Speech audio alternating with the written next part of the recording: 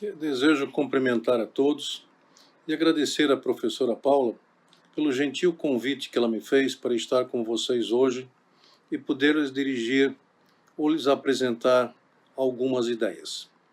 É sempre um prazer quando a gente está num ambiente de universidade em que a gente pode aprofundar ideias, pode trazer novas ideias e pode aprender com o grupo.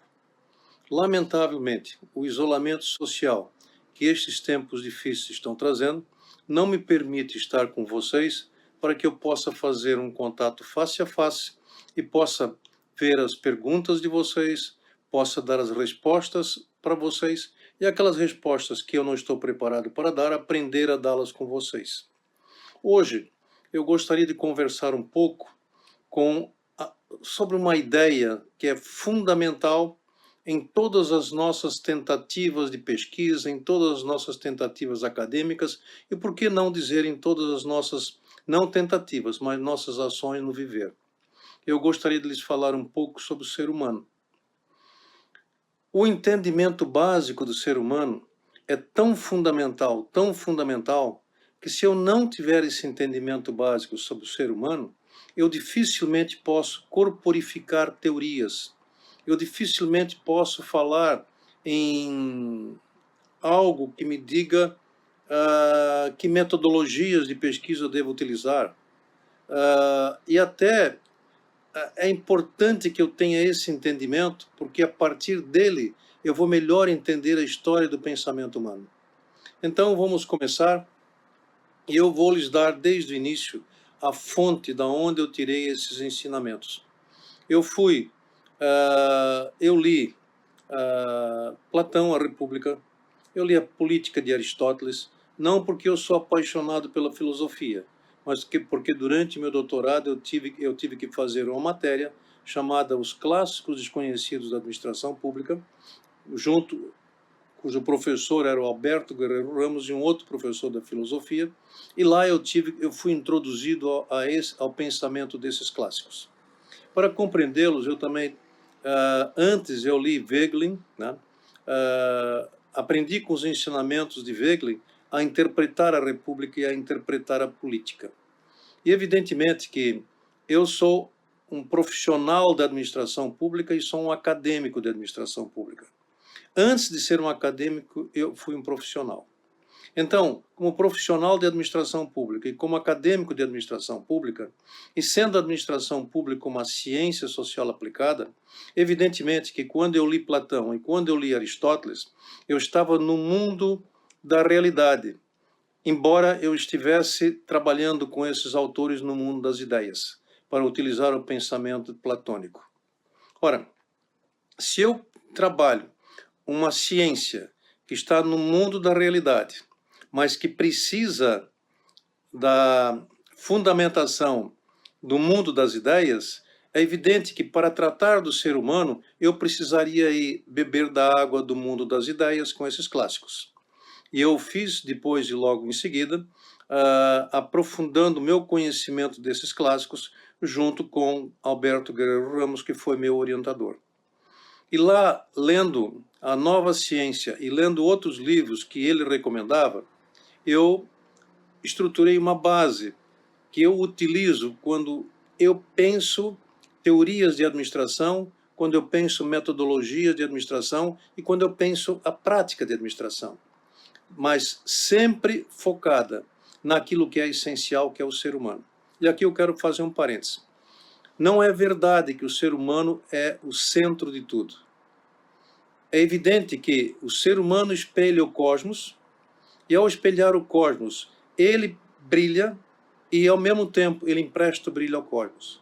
Então, o ser humano não é central, não é o centro de tudo. O ser humano faz parte desse complexo entendimento do que é o conjunto da realidade e o conjunto das ideias. Colocado isto, e só para lhes dar alguma base ontológica daquilo que eu estou falando, eu volto então agora para a ideia central desse nosso encontro. O que é o ser humano, ou quais são as categorias principais que compõem o ser humano? O que essas categorias me ensinam a respeito do ser humano? Vamos então à primeira pergunta. Quais são as categorias essenciais do ser humano? Primeiro, quando eu quero estudar administração pública, eu tenho que ter consciência, eu tenho que ter presente que o ser humano é um ser multidimensional. Ele não é apenas um ser de mercado. Ele não é apenas um ser social.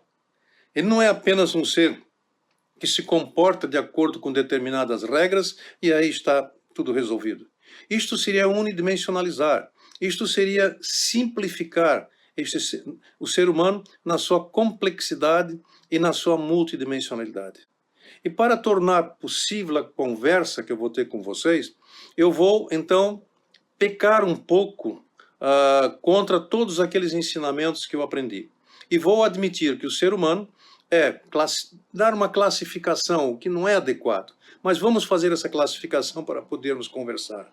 O ser humano é, acima de tudo, um ser político. Ele é um ser político porque ele é capaz de construir na comunidade, junto com outros, uma boa comunidade. E a boa comunidade é aquela que espelha essa multidimensionalidade humana. Vamos trabalhar isso um pouquinho mais. Ora, se o ser humano é multidimensional, e se a primeira dimensão é a dimensão política, então o ser humano, já por princípio, ele não é um isolado, ele não é alguém que está, vamos dizer assim, que ele pode sair do ambiente da comunidade e se isolar no seu deserto e ali então viver a vida. Isto não existe. Hannah Arendt é muito feliz quando ela diz: eu só existo porque o outro existe. E se o outro existe, a comunidade dos outros existe.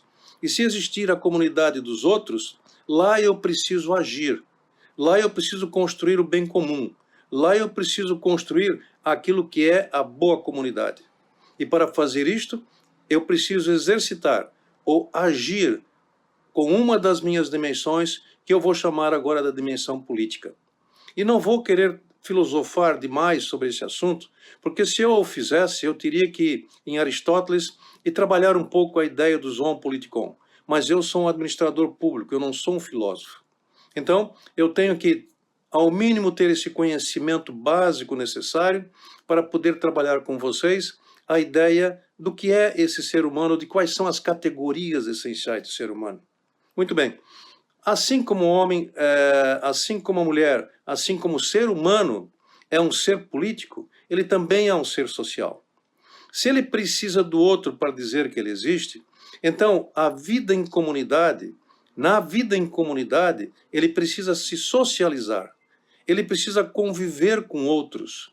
E ao conviver com outros, ele é capaz de se agir e ao mesmo tempo se comportar. E qual é a diferença entre agir e se comportar? Agir, ele age como um ente político. E comportar, ele se comporta muito como um ser social. Como seres sociais, nós podemos ser condicionados. Nós podemos aplicar muito daquilo que é o behaviorismo. Mas se eu aplicar apenas o behaviorismo, dentro daquilo que nós aprendemos na psicologia social das organizações ou na psicologia aplicada à administração, se nós só aplicarmos o behaviorismo, então eu novamente unidimensionalizo, porque eu estou dizendo que o ser humano é só um ser social. Ele só precisa ser condicionado, porque se ele for condicionado, ele já desempenha o seu papel social. Mas o ser humano, como um ente político, ele jamais desempenha um papel. Ele age. E ao agir, ele constrói a boa sociedade. Como ser social, ele se comporta dentro da sociedade. Ele segue as regras da sociedade. Ele entende que ele precisa fazer isto.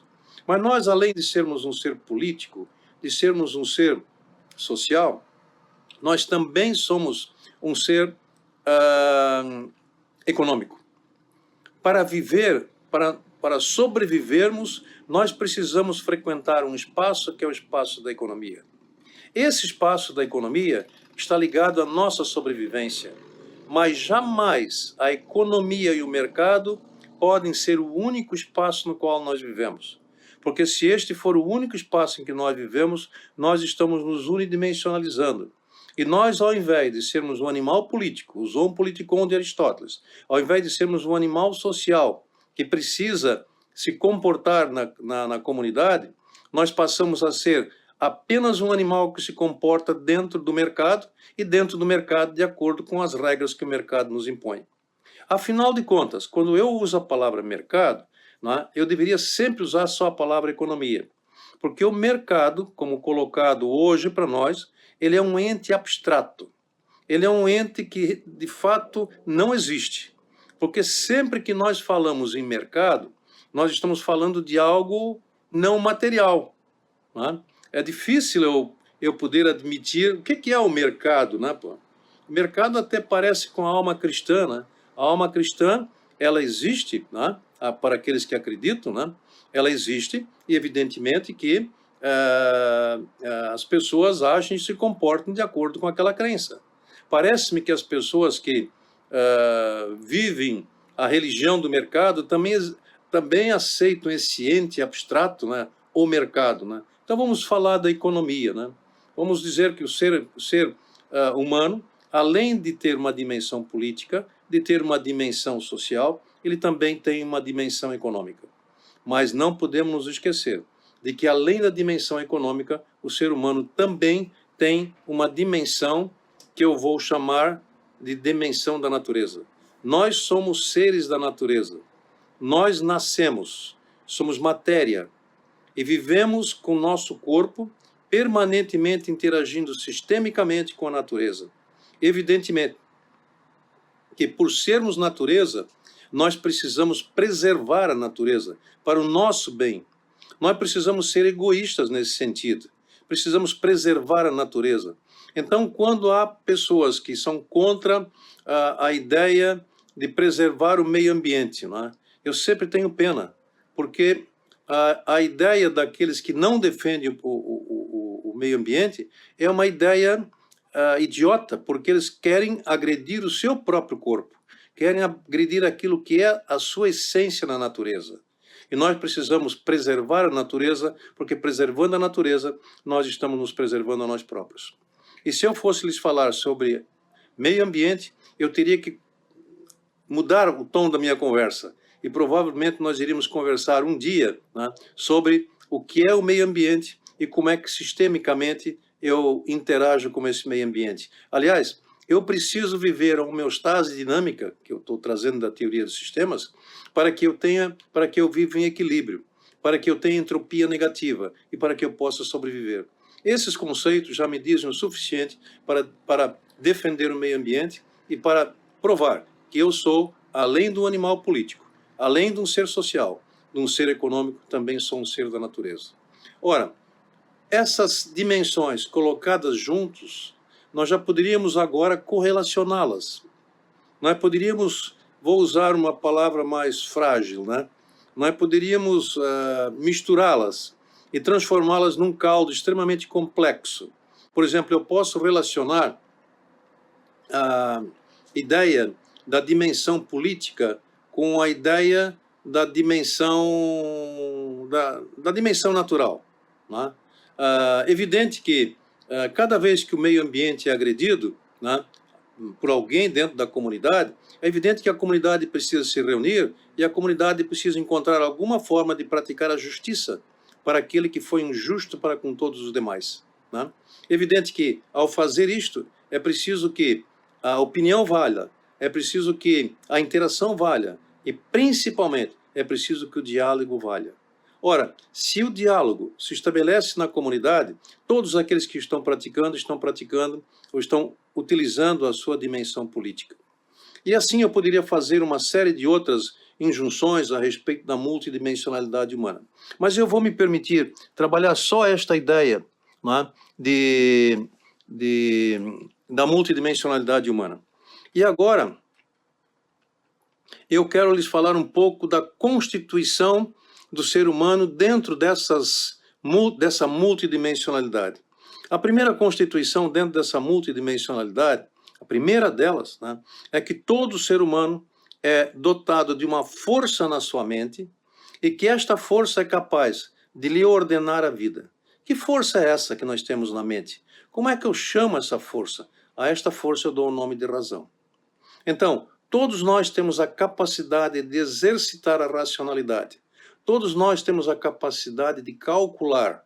Mas assim como nós temos a capacidade de calcular, nós também temos a capacidade de verificar, ou de entender, ou de analisar se o ato que nós praticamos em razão do nosso cálculo, se este ato tem legitimidade ou não perante as nossas convicções. Evidentemente que então eu estou dizendo que a razão, ela se compõe tanto do seu aspecto instrumental funcional, quanto do seu aspecto substantivo. Então, a razão instrumental ou funcional, ela me permite fazer o cálculo. E a razão substantiva me permite verificar se há legitimidade ou não nos atos que eu pratiquei. Ora, então temos duas razões? Absolutamente. Nós temos uma só razão.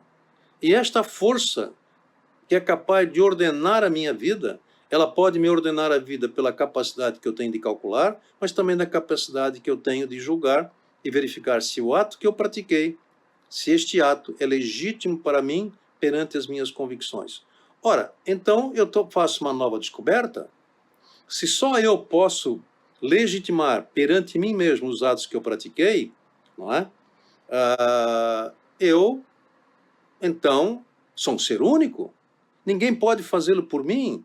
Por mais parecido, por mais gêmeo que eu seja com meu irmão gêmeo, por mais parecido que eu seja, por igual que eu seja, ou praticamente igual que eu sou um ser único e ele ou ela é um ser único. Cada um de nós é um ser único.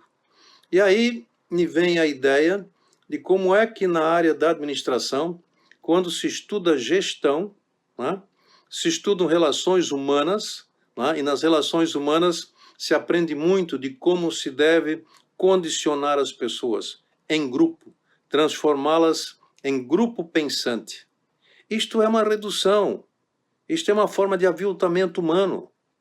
E dentro de um espaço da economia, onde se praticam muitos aviltamentos, ali se pratica isso também, mas jamais dentro da comunidade. Jamais o ser humano enquanto um ser político, jamais o ser humano enquanto um ser natural, ele pode ser condicionado desta forma para que ele seja, ao invés de alguém que traça o seu destino, que traça a sua vida, que é capaz de fazer as suas escolhas, seja condicionado a ter um comportamento grupal e se transformar em um animal simples, como é o gado e como é o rebanho.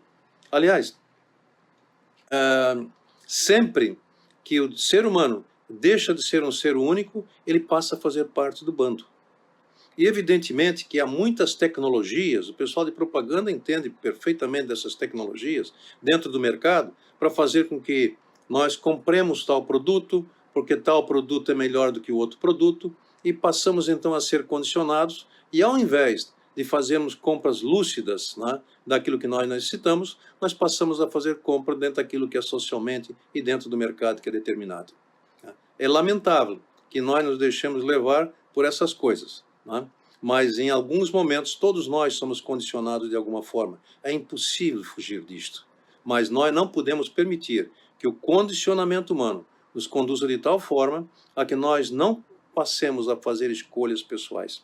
Assim como eu sou, então, dotado de uma força na minha mente que é capaz de ordenar a minha vida, quando eu ajo em grupo, ou quando eu ajo socialmente, né, quando eu pratico e cumpro a lei, cumpro as regras na sociedade, né, e evidentemente que eu posso fazer isso dentro da minha habilidade do cálculo, ou apenas condicionado, eu digo então que eu estou praticando um ato ético de responsabilidade. Então, cumprir a lei, cumprir as normas legais, cumprir as normas dentro do grupo, cumprir os dispositivos que foram acordados dentro do grupo, tá? Isto me leva à prática da ética da responsabilidade. Mas ela não basta. Quando eu, então, pratico um determinado ato e perante as minhas convicções, eu analiso lucidamente, vejam bem, eu utilizei a palavra lucidamente, e faço uma análise desse ato que eu pratiquei, eu estou aí sim, né, perante o exercício da ética da convicção. Então, existem duas éticas. De certa forma, eu poderia até dizer que sim, mas elas são inseparáveis. De um lado, quando eu cumpro a regra e a norma social, eu estou cumprindo a ética da responsabilidade. Quando eu, perante as minhas convicções, analiso meus atos, eu estou praticando a ética da convicção. Essas duas éticas nem sempre, na minha mente, me permite um bom equilíbrio. Muitas vezes vocês ouvem a pessoa dizer, bom, eu cumpri tal norma, não é? Mas eu não concordo e acho que ela não é moral. Ou então, as pessoas às vezes dizem, tal lei eu cumpro, né? Então eu estou cumprindo, eu sou um bom cidadão, mas eu não estou convencido de que moralmente eu devo fazer aquilo. Este conflito entre a ética da responsabilidade e a ética da convicção, muitas e muitas vezes se faz presente na nossa mente. Há, na história da humanidade, pessoas que foram inarredáveis da prática da ética da convicção e por esta ética, em nome dela, morreram. Preferiram morrer do que se violentar a si mesmo. E nós podemos dizer que nós nos violentamos muitas vezes. A adaptação social, a adaptação comunitária nos leva muitas vezes à violência contra nós mesmos. Então não esqueçam, assim como eu tenho, ou como eu posso praticar a ética da a racionalidade instrumental ou funcional e a racionalidade substantiva, assim também a ética, eu pratico a ética da responsabilidade e a ética da convicção. Ora, isto tudo está muito ligado também à minha dimensão política, evidentemente, mas eu também, dentro da sociedade, ou a sociedade não é um bom termo, Hannah Arendt não aprova este termo, então eu vou usar agora a palavra comunidade, né?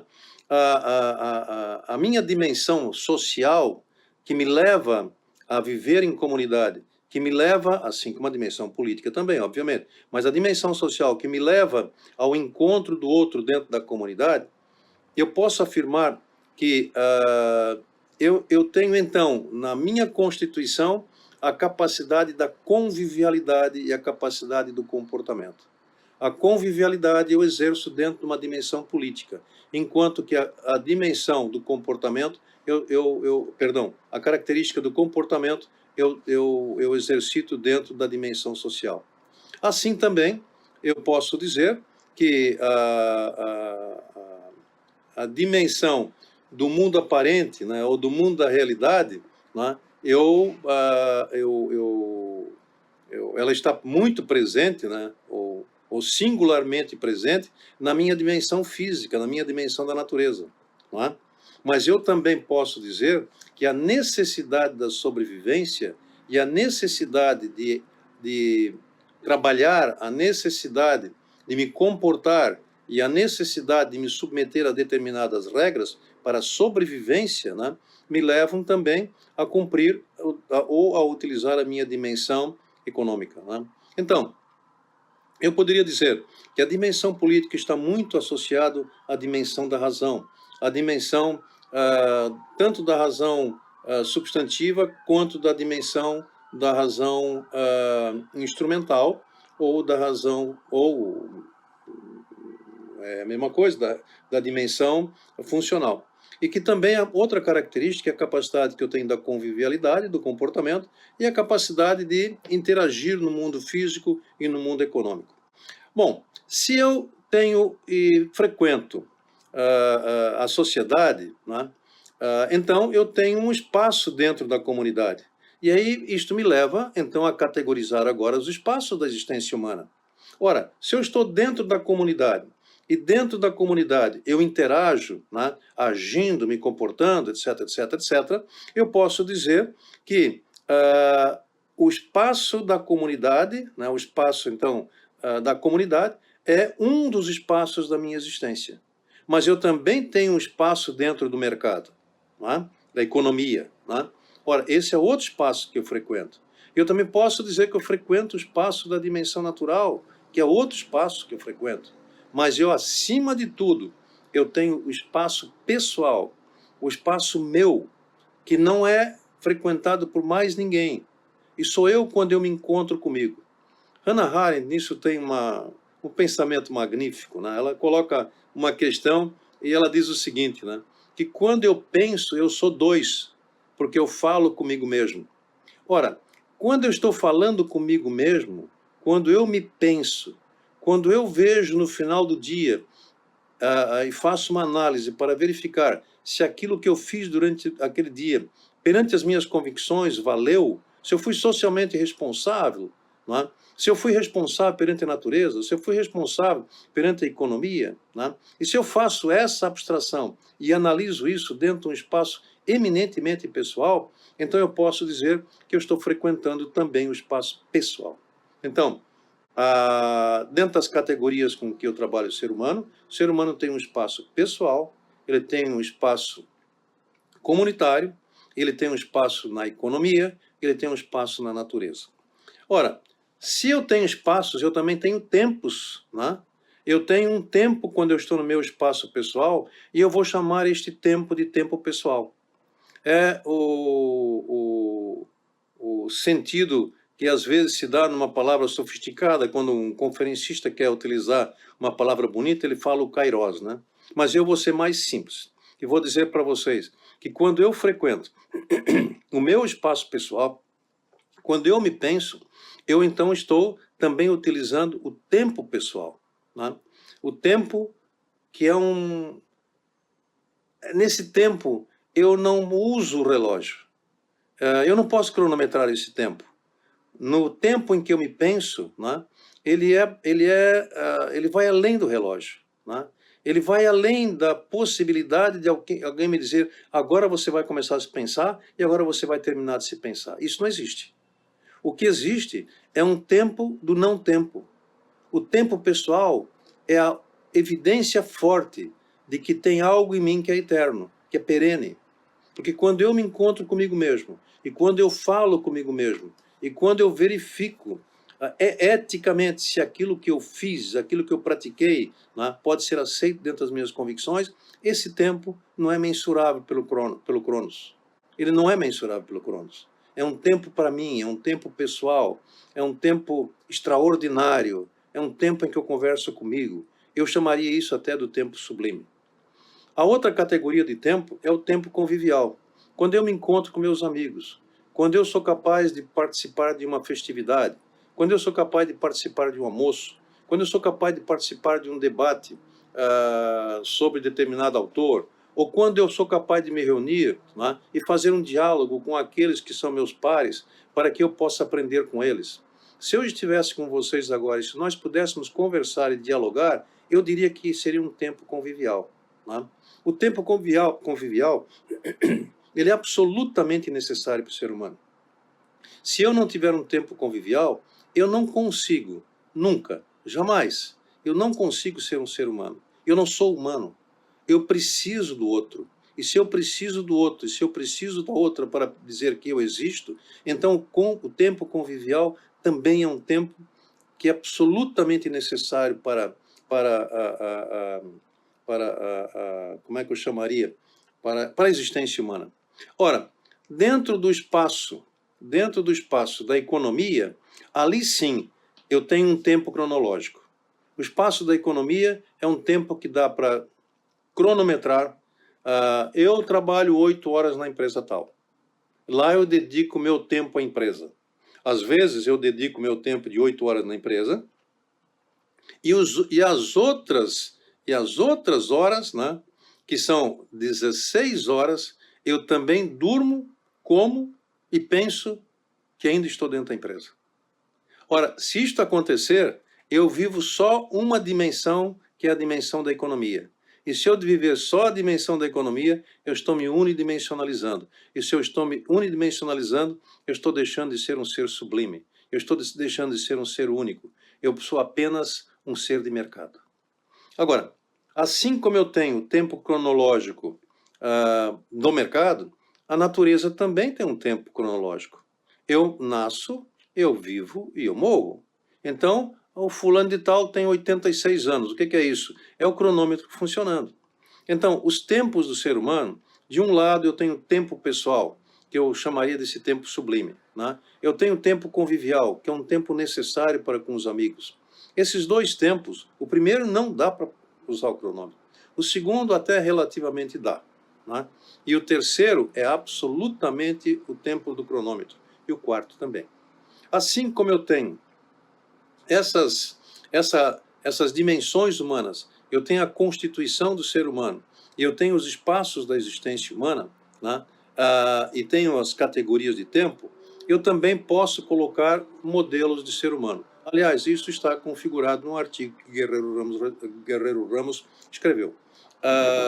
Esses modelos de ser humano, se vocês me permitem, né, vou fugir um pouco da nomenclatura que o Guerreiro utilizou, e vou utilizar primeiro modelo de ser humano como modelo reflexivo, né? O que é o modelo de ser humano reflexivo? Ele está associado àquele que exerce eminentemente a sua capacidade política, né?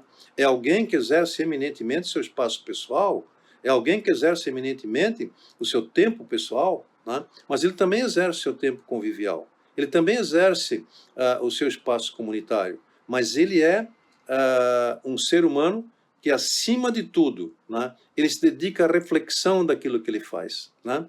Ele, na sua característica sublime, ele é capaz de se isolar, e nesse isolamento ele é capaz de se encontrar. Nesse isolamento ele é capaz, nesse espaço do isolamento ele é capaz de se isolar e conversar consigo próprio, tendo um tempo especial, que eu chamaria agora também de tempo eterno. Ora, esse modelo de homem, ou esse modelo de mulher, ou esse modelo mais corretamente chamado de modelo de ser humano, né, ele é necessário, nós todos precisamos viver este modelo de ser humano. Nós somos, na nossa essência, esse modelo. É o que nos diferencia dos demais animais, né? Este modelo faz com que nós sejamos capazes de nos recolhermos em nós mesmos, conversarmos conosco, ter um tempo especial e exercitarmos aquilo que é o que o ser humano tem de mais nobre, que é a sua capacidade reflexiva. Assim como existe o modelo de ser humano reflexivo, também existe um modelo de ser humano reativo. É aquele que dentro da comunidade apenas reage. É aquele que dentro da economia apenas reage. É aquele que segue cegamente as normas e regras. É aquele que nunca é capaz de ter um conflito entre a ética da responsabilidade e a ética da convicção. É aquele que não tem suas convicções. Ele apenas reage. Esse é um modelo de ser humano que frequenta muitos as organizações burocráticas. Aliás, a organização burocrática é o terreno mais fértil para o homem reativo, né? É aquele que apenas reage aos estímulos que ele recebe. E por final, eu ainda teria também mais um modelo de ser humano, que é o modelo de ser humano operacional, né? Em nós todos existe um ser reflexivo, existe um ser humano reativo e existe um ser humano operacional. Nós todos somos também operacionais. Nós temos múltiplas dimensões e essas categorias de ser humano estão presentes em todos nós. Nós também precisamos também precisamos utilizar o nosso lado operacional, mas também precisamos utilizar o nosso lado reativo, mas também precisamos, acima de tudo, utilizar o nosso lado reflexivo. Ora, então, me resta uma pergunta final e eu não quero incomodá-los porque eu já fui longe demais, né? O que motiva o ser humano a agir e a se comportar? O que leva o ser humano a estudar? O que leva o ser humano a trabalhar? O que leva o ser humano a agir politicamente? O primeiro motivo, né, o motivo mais importante, é o motivo da autorrealização. O ser humano precisa viver em espaços em que ele tem a capacidade de se autorrealizar. E a autorrealização é uma satisfação íntima e indescritível. É impossível conceituá-la. Mas vocês sabem, quando vocês fizeram algo, que vocês sentem uma satisfação íntima por aquilo que vocês fizeram, isto é algo que vem e está associado à autorrealização. Nós não podemos viver sem que nós tenhamos espaço para exercitar a autorrealização. Assim como nós procuramos agir, procuramos nos comportar, porque queremos nos autorrealizar, eu também diria que nós precisamos e necessitamos do reconhecimento e da valorização dentro do grupo. Nós procuramos fazer coisas, nós procuramos ser extraordinários, nós procuramos fazer mais do que nós precisamos fazer muitas vezes. E é preciso que a comunidade reconheça esse esforço que nós fizemos. E por final, né, eu ainda quero lhes dizer que nós todos também trabalhamos por uma motivação financeira. Então, nós procuramos e temos motivos para trabalhar, para trabalharmos dentro da comunidade e para agirmos politicamente, porque nós queremos a autorrealização, nós procuramos também o legítimo direito de reconhecimento e porque precisamos das condições básicas para podermos sobreviver. O ser humano, então, quando fora desse conceito que eu lhes dei até agora, né, quando ele não tem a mínima maneira, não tem a mínima condição de poder agir dessa maneira, nós podemos dizer que ele é alienado. E o conceito de alienação eu deixo para vocês, né?